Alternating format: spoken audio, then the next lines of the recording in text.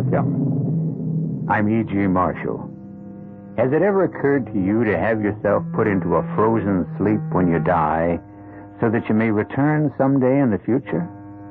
This is a bone-chilling tale, if you'll excuse the pun, that concerns the science of cryogenics, that branch of physics which deals with low temperatures, the hypothermic range in which more and more people are having their bodies frozen after death in the hope of reincarnation someday in the future. All right.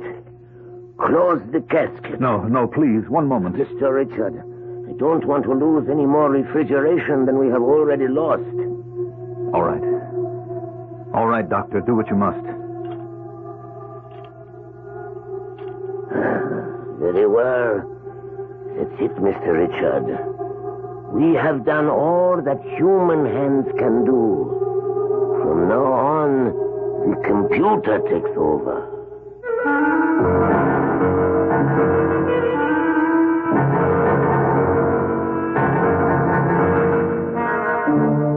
Our mystery drama, To Die Is Forever, was written especially for the Mystery Theater by Ian Martin and stars Mandel Kramer and Marion Seldes.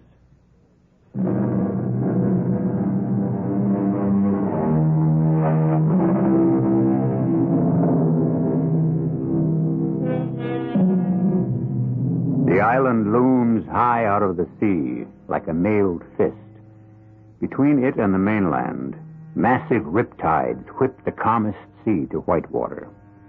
Since the days of the Spanish Main, it has belonged exclusively to the Richard family, bought with the blood money and booty of 100 pirated ships.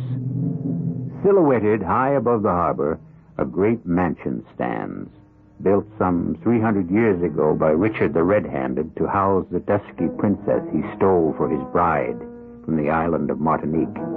But that's ancient history.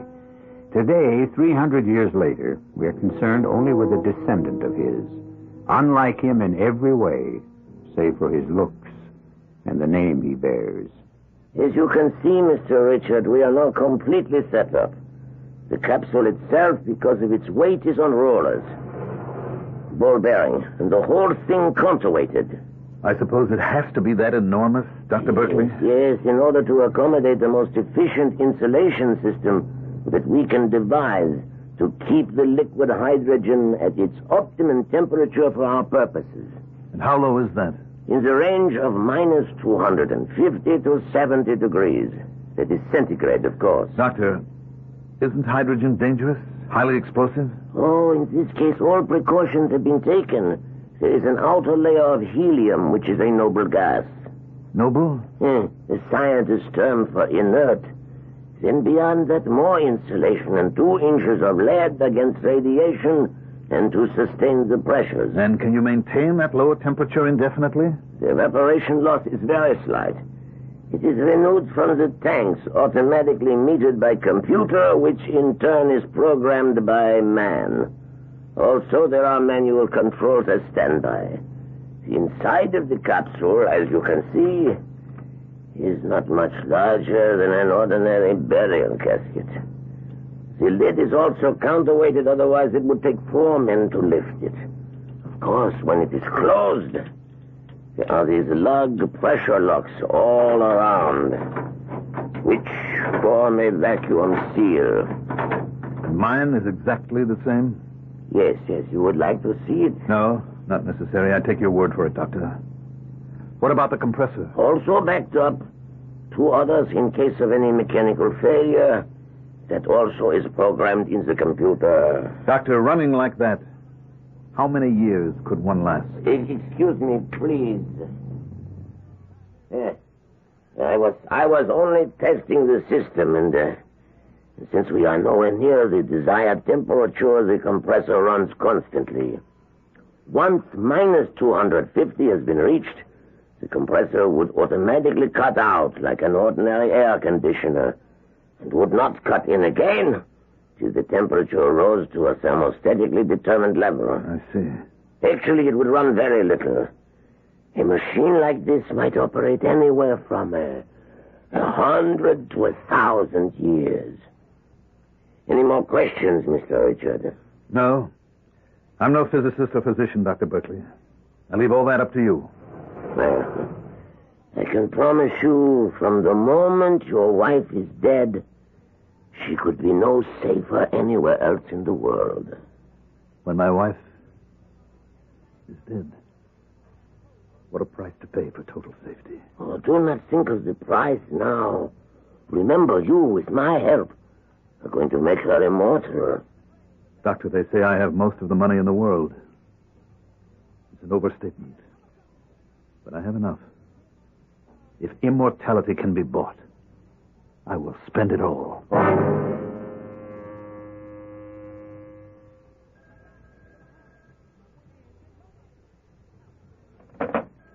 Yeah, Shirley. Shirley? What's that? Oh, the boss's hotline.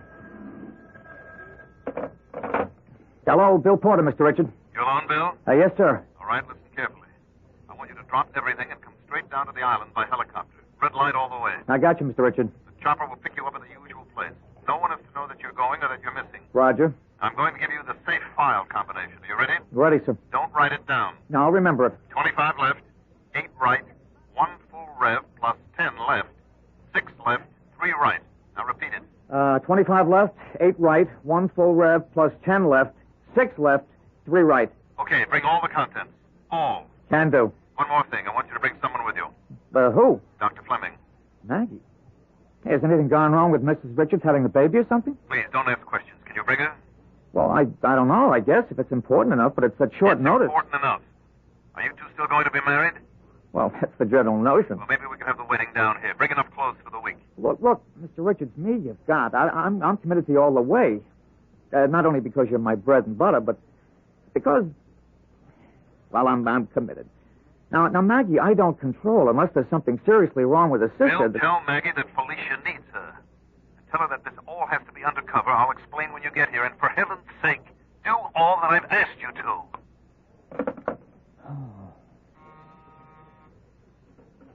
Yes, Shirley.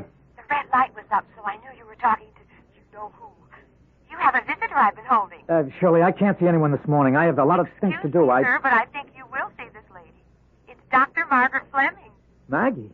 Oh, for the love of Pete, send her right in. Hey, Maggie, come here.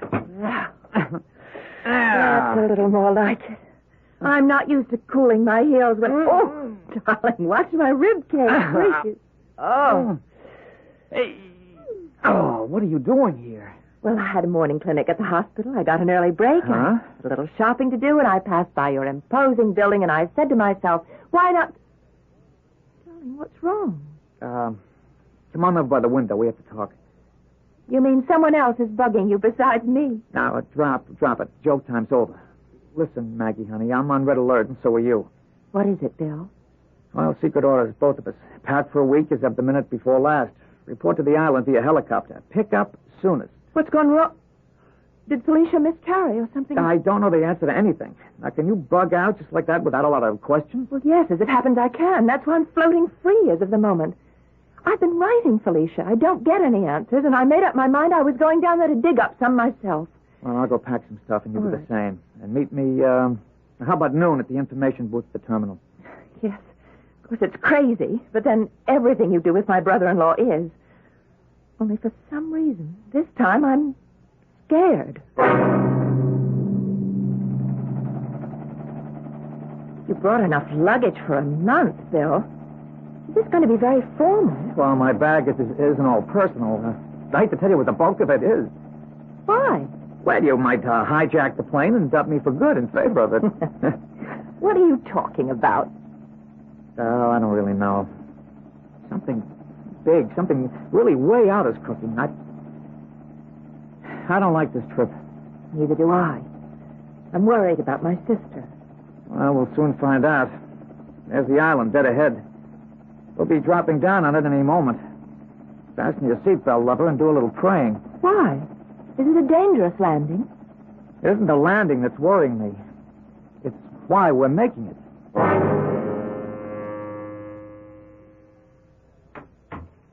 How is it, madame, monsieur?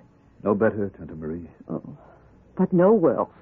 The At least there is no pain that we can't control as yet. If there were a God in heaven... Hush, monsieur.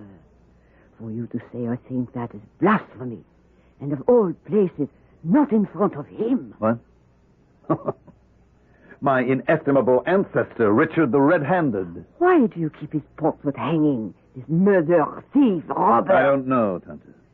He's a part of the family line, and to take it down would leave a gap in the succession. Besides, ever since I grew up on my occasional visits to the island, he was a valuable object lesson to me. Because he is your opposite. Well, certainly not in looks, especially since I grew this beard. But in his soul.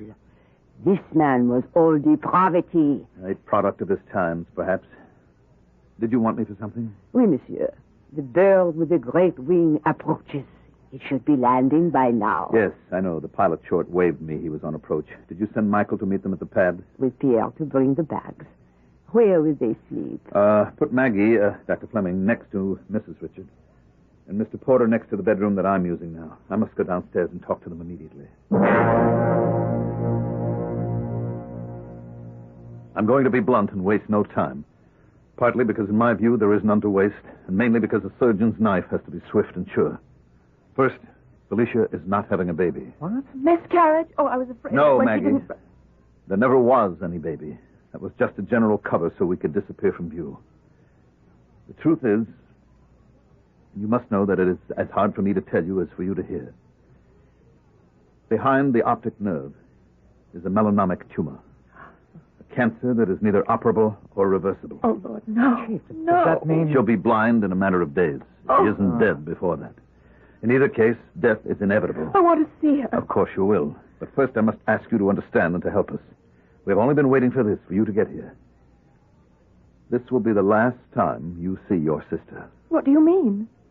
I mean that once you have said your goodbyes, and I have said mine, Felicia and I have agreed that she will be placed under radical hypothermia in suspended animation. Before she's dead? The greater her chance for recovery when she is revived in the future.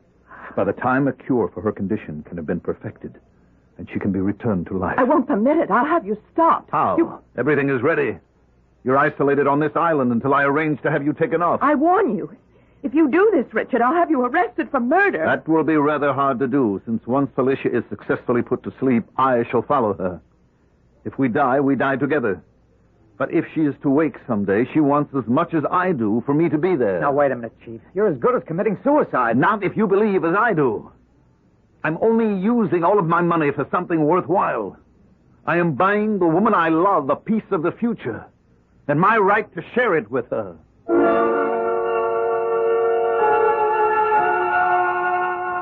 Well, here is such a tangle of hope, love, danger, and wish fulfillment that it could vie with a Gordian knot as a puzzle to untie. It'll take a little more time and consideration to approach it. I'll return shortly with Act 2.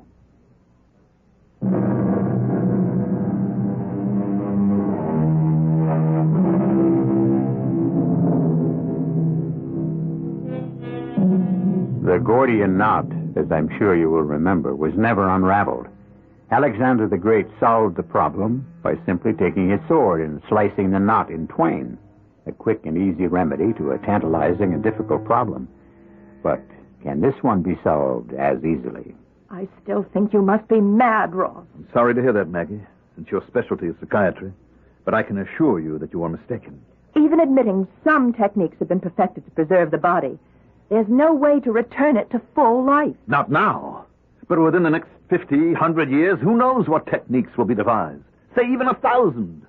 If those techniques are developed, they cannot be used on a body that has decomposed to dust. Maggie, please, let me take you down and show you the lab that we have built, the preparation and precautions that have been taken. Have you met Dr. Berkeley? No. What's the difference? It's all impossible, as Bill can tell you. Under the circumstances, no doctor would issue a death certificate. There may be no need for death certificates. I give up for the moment. I want to see Lisha. That's all I care about now. You may on one condition. What? That you discuss none of this with her. Now, wait a minute, Chief. Bill, stay out of this. No, I can't, Ross. Damn it, Maggie and I are going to be married. This is all in the family. Exactly, which is where I want it to stay. Maggie, please, for Felicia's sake. She's under sedation, barely avoiding excruciating pain, and she has no illusions how hopeless her case is. This is her decision more than mine. And I have to ask you, for God's sake, as you believe in him, not to tell her that I plan to join her. You know she'd rather die in hopeless agony than think her illness would stop my present life. You don't ask much, do you? All right, if I can have a quid pro quo. What? I will say nothing of our conversation together here today. If you promise to take no action until we've discussed this again. Granted. One moment. I'll have Tante Marie show you up. Oh, that old lady who greeted us when we came in? Yes. How old is she? Where does she come from? She's from Martinique. She's been in the family employ since before I was born. We used to have large holdings in the Caribbean centuries ago. I suppose Tante Marie is descended from some of the servants who came back with my original ancestor who bought this island. Oh, she looks at least 100. I wouldn't be surprised if she were. Entree, Tante Marie. This is my wife's sister, Dr. Margaret Fleming. Will you take her up to see Mrs. Richard? Grand plaisir. Madame le Docteur, if you will come with me. Thank you. Remember our agreement. I won't forget. After you. You've been with Mr. Richard's family a long time, Tante Marie. Ever since I first came to this house. And you stay here always? I stand guard. Stand guard? Over what? Over the past, the present, and the future. Here I make my home. If Madame le Docteur would go up the stairs. Of course. It must be very lonely in this great, huge, old house. There are others who watch with me. Michel, Pierre, Jean. We are needed here. To the left, if you please. Oh, this gallery, how magnificent. Are these all portraits of the family? From the first to the present, Monsieur Richard. Before they became American, they were of the British nobility. Well, which was the first American? Or the last Englishman? There. Before you. But that could be Roth himself. I mean, that could be the present, Mr. Richard. What an incredible resemblance. You see only the outward look, or what the artist paints. That one was the devil incarnate. He died 300 years ago. Has my sister seen that portrait? I think poor wounded little bird. She was too sick when she came here to see or know much. Is she so ill? Oui, Madame le Docteur. I am an old woman without your education, your knowledge. But the shawl of death is about her shoulders. Bill, did you bring the power of attorney? Yes, in my attaché case. All right, let's start with that. I want it to be a full power. You mean attorney, in fact? With total powers over all my affairs, personal or business. Wow. Well, I don't know about that. First off, shouldn't it be Mr. Dietz? Dietz is too old, Bill. I want a young man like yourself, who'll last maybe long enough till I get back, and whom I can trust absolutely. Well, you can trust me, but... But what? Come on, Chief. This is a pretty wild ride. After you went through with this, are you legally dead, or are you alive? Or where does Felicia stand? Felicia is as good as dead right this moment. I want to spare her the agony of waiting for that to be legal. That's just the point. Chief, honest, there's so many legal arguments here. It's like all those angels dancing on the head of a pin. What's the use of getting into them? Cryogenics, freezing someone after they're legally dead, that's one thing. There's no law against it. But what you're trying to suggest or contemplate, there's just no way Bill, that... please don't fight me. Help me. You know how much I love Felicia, and nothing else matters. I'd give my life for hers.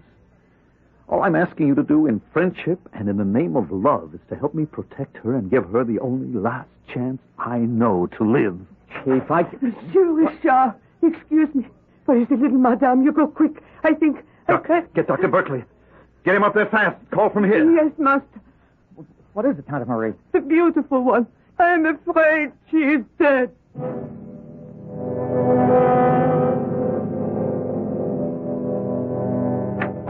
Maggie, what happened? It's Lisha. She's dead. Oh, Bill, we only had this little time together. Maggie, what happened? These melanomas, they go wild. Was Dr. Berkeley here? Oh, yes. He'd been expecting it. Well, now what? He's gone downstairs to the vault, the crypt, to arrange with his assistants for perfusion. You mean they're going ahead with what the chief wanted anyway? Oh, it makes no difference now. It's all perfectly legal. Is there some way I can help? Not Lish. Not her anymore. But Ross. What about him?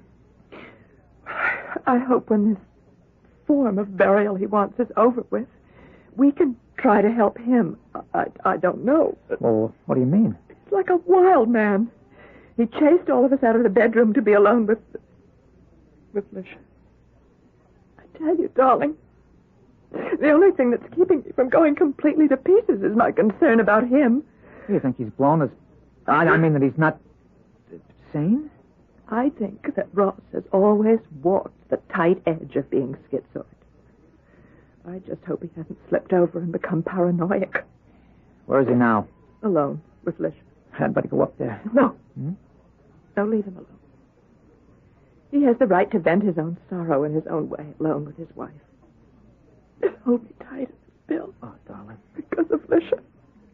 And because I hope and pray, if Ross is left alone, he can find his own release.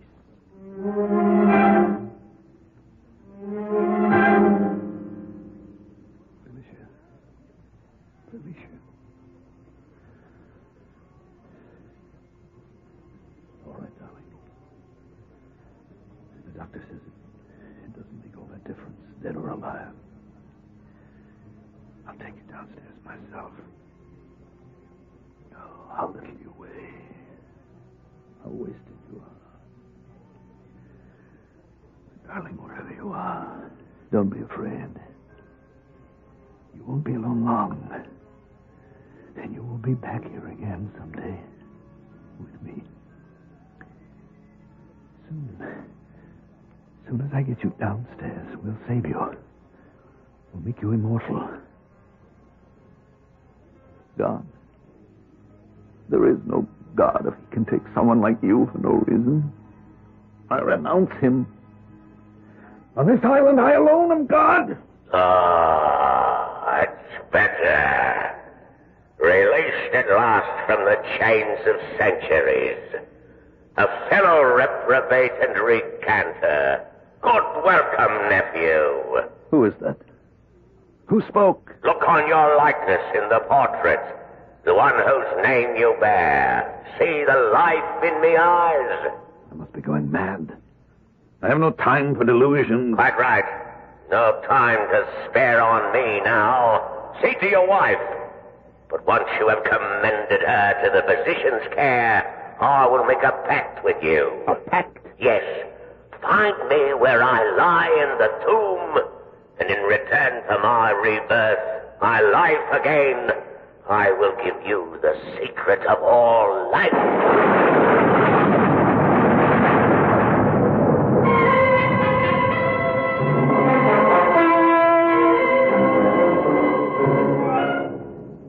How long are they going to be down there? It's a long process. I don't understand. The blood has to be removed and stored. The body perfused with glycerol or some such substance. The only thing is, Ross, I'm so worried about... Now, look, forget it, dear. His affairs are all in order. Just to set your mind at rest, I'll check them out, okay? All right. All right, good night, love. Try to get some rest.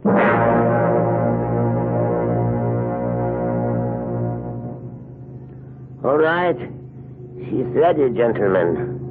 Lift her into the casket carefully. Chief, are you all right? Bill, what the hell are you doing here? Get back upstairs. I just wanted to make sure that everything is as all right as it can be. You can assure Maggie of that. I'll see you in the morning. All right. Close the casket. Now, please, one moment. Mr. Richards, I don't want to lose any more refrigeration than we have already lost. All right. All right, do what you must. Close the lid. Very well. That's it, Mr. Richard. We have done all that human hands can do. From now on, the computer takes over. All right. Then get out of here. All of you. I want to be alone with my wife.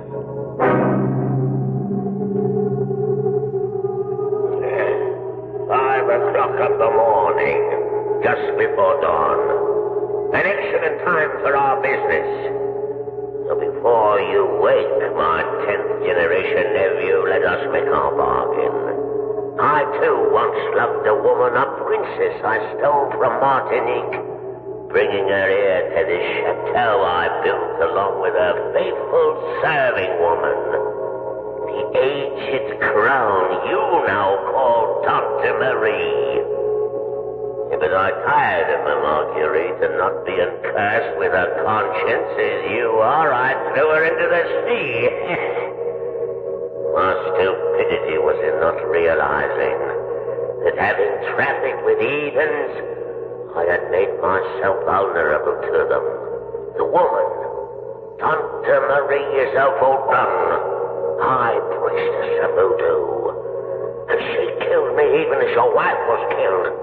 Stabbed through the eye in a waxen image by a golden nail driven into my brain.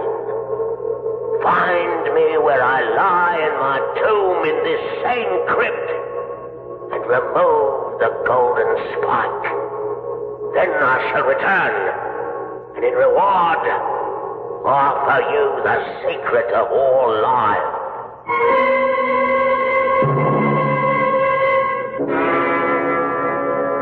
Ross Richards searches the shelves and niches of the crypt that stretches into the shadows. At length he finds a casket, and smearing away the dust, reads, Sir Ross Richard, he that was called the Red-Handed. With an effort, he opens the ancient coffin. In the bottom of it lies no evidence of a corpse, only a small, crude figure of a waxen doll with a golden spike driven into one eye and through the brain. I shall return in a moment with Act 3.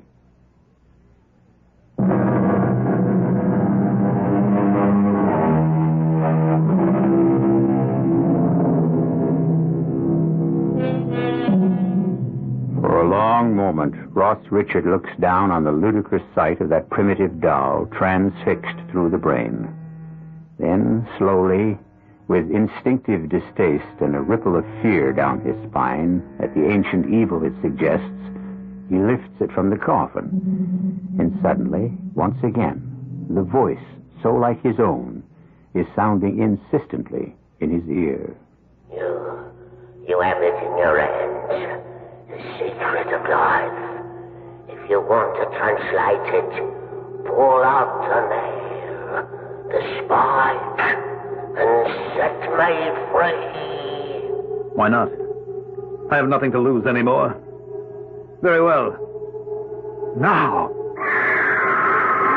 What was that?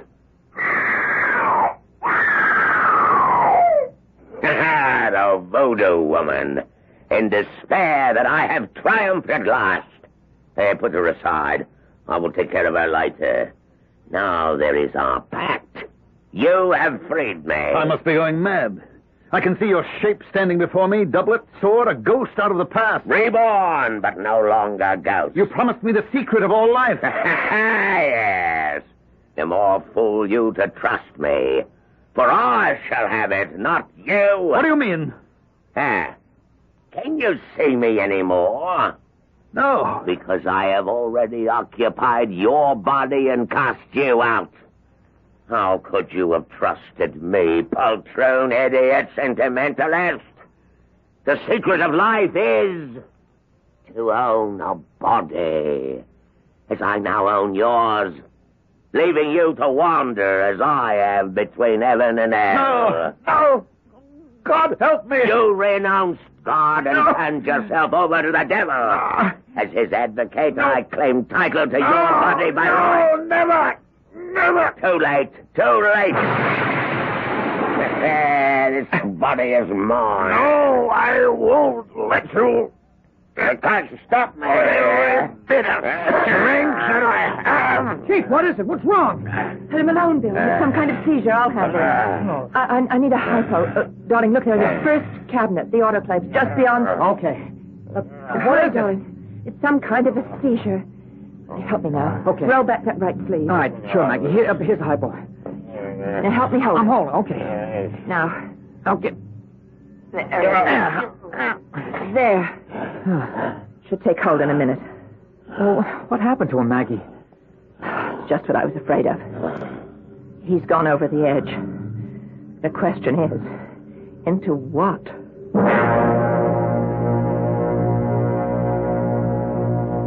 Oh, great serpent, whose head reaches high above the clouds, and whose tail is buried in the darkest deep of the seas, I command and conjure you, in the dread and dark name of Voodoo, to appear before thy faithful servant in her agony and her terror, and to answer all questions in whatsoever form shall please you, so that I must know what to do with the devil man I conquered in your name 4,000 moons ago, and who now walks abroad amongst us again. Hear me, I beg you, and tell me if my time is come at last. And if not, what is my task? Tante Marie. Tante Marie. Tante Marie.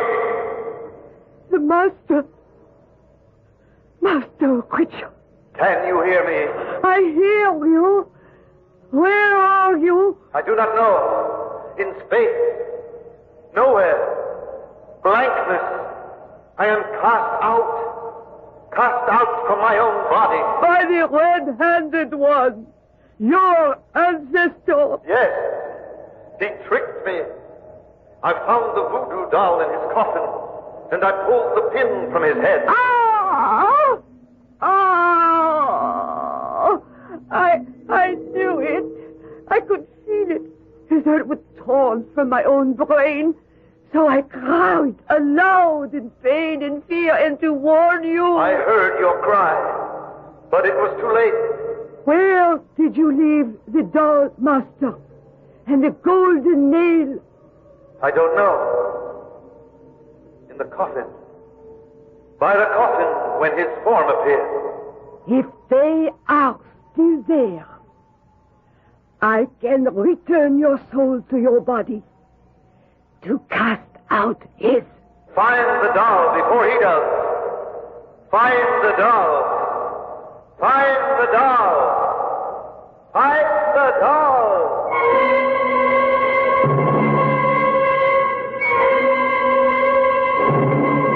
Find the doll. I've got to find the doll before... Ross, take it easy. It's all right. Huh? Who are you? Maggie? I know no Maggie. Yeah. What holds me down? Those restraining straps, Bill. He's going into convulsions. You don't understand. Tighter. You must help me. I beg you. You're all against me. Against me. If I can't find the doll, you see that I'm threatened. You see the danger. I must find the doll. The doll. The doll. Good Lord. What's wrong with him, Maggie? I don't know. I mean, I can't answer it right away, Bill. It's some sort of form of schizophrenia. Compulsion, neurosis. Except the convulsions are not classic symptoms. There may be a somatic problem, some neurological complication. I really don't know. When we got here last night, my brother-in-law told me that it was his intention to have his sister perfused and put under radical hypothermia before she died. That was his intention? Would you have done that for him, Doctor?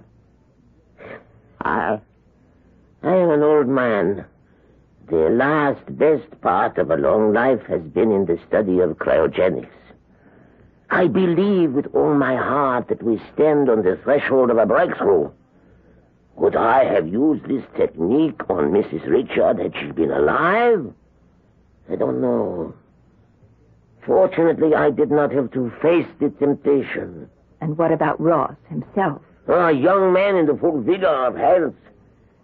That is another question. For no more than any other position do I pretend to be God. But no, we are not ready for that yet, if ever.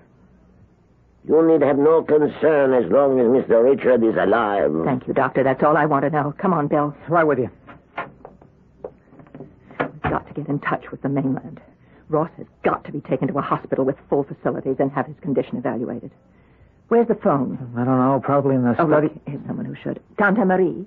Oui, monsieur the doctor? We want to find a phone.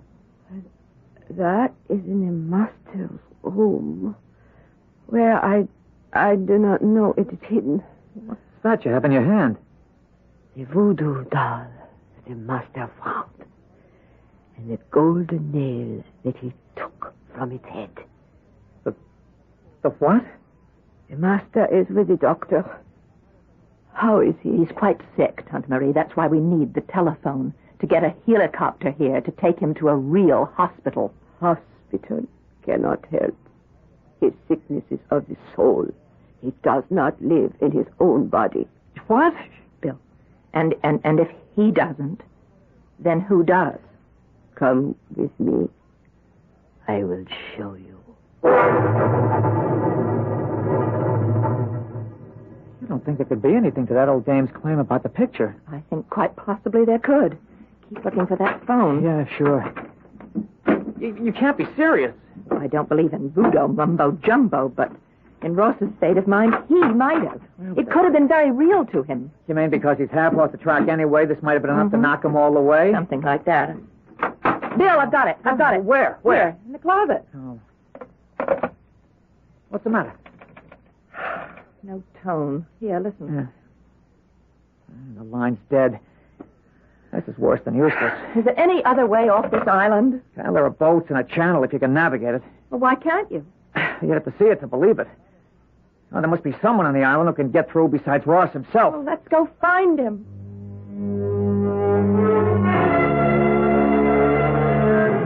Oh, great and living serpent, I offer up to you this waxen candle as the light of your eyes to see the obedience I offer in your name. Here is the doll, the living representation of the living devil who must be destroyed. And here is the instrument, the golden nail, which I take in thy name to strike into the brain and soul of our enemies and to free my master. Once it is done, bring me back to thee, for I am weary. Give me a sign, O great serpent. As I command, I strike!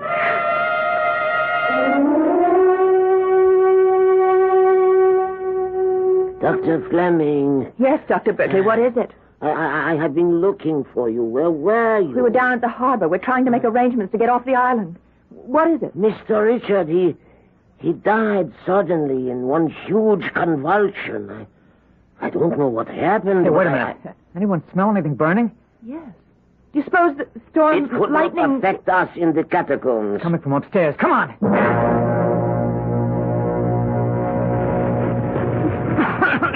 What is it, Bill? Tante Marie, she's dead. There was a lighted candle in the whole room to see a fire.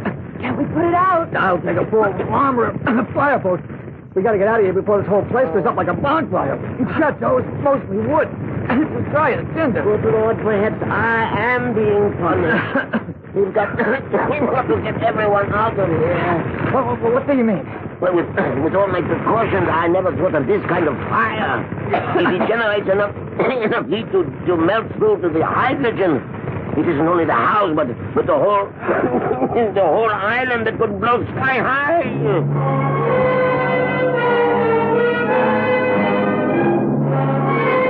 Did we get everyone off, Bill? Well, except Tante Marie and Lisha. and Ross. That's it. They wanted to make that island their grave. Mr. and Mrs. Richard, I mean. Ironic, isn't it? And instead of being frozen, they stand a better chance of being incinerated. You mean you think the hydrogen tanks would...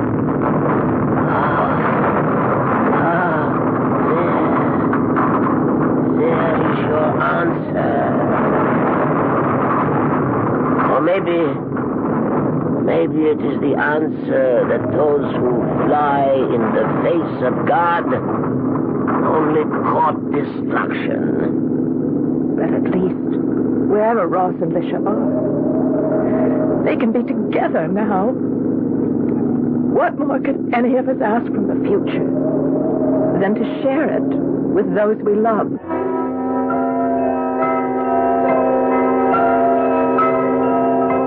A strange, tortuous story, and one that, in spite of all the pyrotechnics, really has no ending. I can only leave you with nothing but questions. I have no answers. Is there anyone who does? I'll be back shortly.